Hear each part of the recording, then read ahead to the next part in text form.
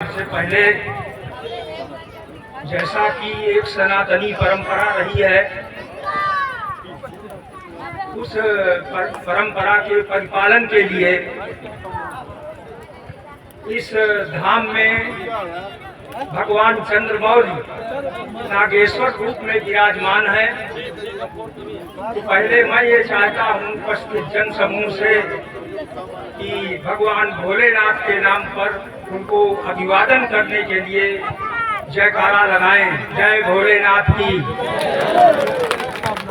उसके पश्चात मैं मेंबर ऑफ पार्लियामेंट के रूप में नहीं बल्कि साध्वी जी के रूप में, जिनको सन्यासियों ने उच्चतम पराकाष्ठा के परीक्षा के उपरांत महामंडलेश्वर की उपाधि प्रदान की है, तो पहले महामंडलेश्वर जो सन्यासी भगवान शंकर के दूसरे रूप माने जाते हैं के अभिवादन और स्वागत के लिए महामंडलेश्वर की जय बोलिए। महामंडलेश्वर की जय।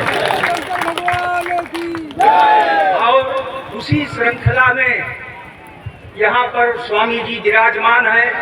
मुझे कम से कम 5 और 6 दशक का स्मरण में है कि हमारे यहाँ एक कुटी है बहुत ही प्रतिष्ठित, अनेकों महात्मा आए, 50-60 साल से मैंने देखा। वो आए, अपनी दिनचर्या चलाते रहे और या तो दिवंगत हो गए और या तो कहीं चले गए। और वर्तमान जो स्वामी जी हैं, स्वामी देवगिरी, इनकी पॉजिटिव सोच का ये परिणाम है कि आज 5 करोड़ की जो प्रोजेक्ट है वो साध्वी जी के द्वारा मेरे गांव में आई है। जय जय श्री राम, जय जय श्री राम। इसी क्रम में मुझे नीति शास्त्र का एक श्लोक याद आ रहा है और वो ये है कि धनिनो अपि निरुन्मादा युवानो न चंचला प्रभवो अपि अपरम तास्ते महामहिमाशालिना। मैं उसका हिंदी ट्रांसलेशन भी बता रहा हूँ। धन होने के बाद भी जो व्यक्ति उन्माद रहित हो, घमंड न हो, और जो युवावस्था में हो और उसके स्वभाव में चांचल्य न हो, चपलता न हो, और जो प्रभावशाली होते हुए भी आक्रामक हो, तो उपरोक्त जो पहले वाली 2 बातें बताई मैंने वो साध्वी जी पर लागू नहीं होती, चूंकि वो न तो युवा है और धन की बात तो मैं नहीं जानता कि कितने धनी हैं। और मेरा सभी माताओं से अनुरोध है कि सभी लोग 10 मिनट के लिए रोड बैठ जाएं, क्योंकि अभी साध्वी जी को, मुख्य अतिथि को सुना नहीं है। बैठ जाए थोड़ी देर के लिए। इतने दिन इंतजार किया, इतना समय इंतजार किया, हमें पता है। आप लोग आसानी से बैठ जाइए, शांति से थोड़ी देर शांति व्यवस्था बनाए रखें। अंतिम श्लोक का जो अंतिम कड़ी है वो है कि प्रभवो आस्ते, यानी प्रभावशाली। मेरा मतलब प्रभावशाली होने से जिसको संवैधानिक शक्ति प्राप्त है। संवैधानिक शक्ति भारत सरकार में मंत्री हैं, लेकिन मैंने इनको न कभी क्रोधित होते देखा है और हर व्यक्ति का प्रेम से हंस करके काम करते हुए देखा है। भारत सरकार ने लोकसभा का इलेक्शन जीत करके और वहां जाना, ये निश्चित रूप से कहीं न कहीं आदिदेव महादेव की अनुकंपा इनके ऊपर विराजमान है।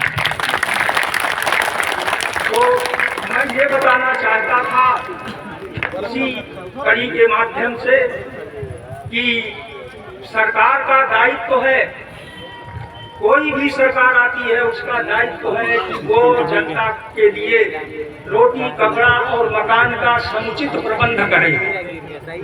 जहाँ तक न शिक्षा के न रोटी हो सकती है, न कपड़ा हो सकता है, न मकान हो सकता है। और चिकित्सा, रोटी में आप देख लीजिए, चिकित्सा और सुरक्षा। चिकित्सा में आप देख लीजिए कि all India institute of medical sciences पहले आजादी के बाद एक था, आज कम से कम उसकी संख्या 70 या 72 के आसपास है। एम्स 75, हाँ 75 एम्स है जिनमें वो सारी फैसिलिटीज उपलब्ध है जो all India institute of medical sciences new Delhi में है। ये मोदी सरकार की उपलब्धि है। दो चार बात और जैसे जैसे याद आती जाएंगी मैं बताऊंगा। एक फिटनेस रोग हो चुका है, सभी लोग जानते होंगे।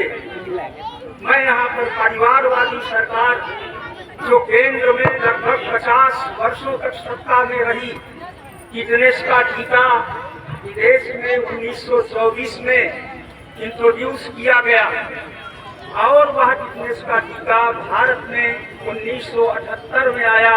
केंद्र सरकार एकदम शांत और सत्ता का सुख होती रही। उसके बाद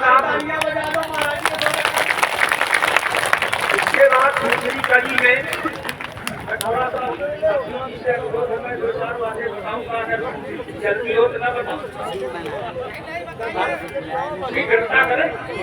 अच्छा, चलिए, निर्देश है, डायरेक्शन है कि ज्यादा न बोला जाए तो सीमित करके मैं बात कर रहा हूँ।